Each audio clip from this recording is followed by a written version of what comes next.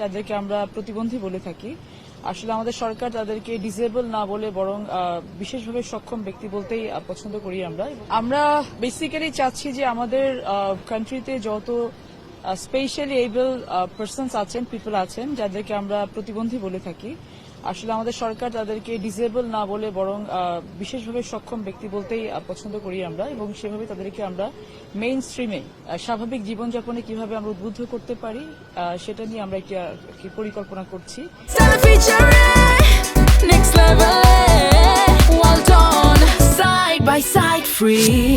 এবং তাদেরকে কি করে আমাদের মেইন ইকোনমিতে কানেক্ট করতে পারি, আমরা তাদেরকে সক্ষম করে কিভাবে গড়ে তুলতে পারি সেটা নিয়ে আমরা কাজ করার চেষ্টা করছি। তো সেটা নিয়ে একটা মিটিং ছিল আজকে, ইনিশিয়াল কিছু আলোচনা হয়েছে।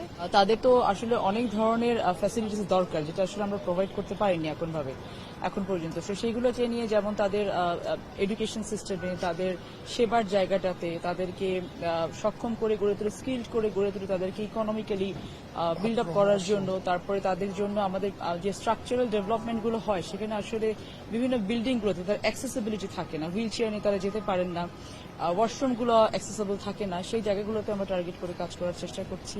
আরও তাদেরকে এডুকেশন আরও ভালোভাবে কি করে দেয়া যায়, এবং তাদেরকে তাদের সেবার মানটা বিশেষ করে কিভাবে উন্নত করা যায়, প্লাস তাদের ফ্যামিলিকে কিভাবে যে সোশ্যাল স্টিগমার থেকে বাইরে নিয়ে আসা, যে তারাও আসলে আমাদেরই সন্তান, তারাও দেশের নাগরিক হিসেবে সকল ধরনের সুবিধা পেতে এবং অধিকার পেতে তারা যোগ্য। তো সেখানে তাদের ফ্যামিলিকেও কিভাবে একটা ভালো পরিবেশ দেওয়া যায়, সে সকল বিষয় নিয়ে আসলে কথাবার্তা হয়েছে। আমরা কাজ করব এবং কাজ করে আলটিমেটলি হয়তো এটা আপনারা আউটপুটটা দেখতে পাবেন।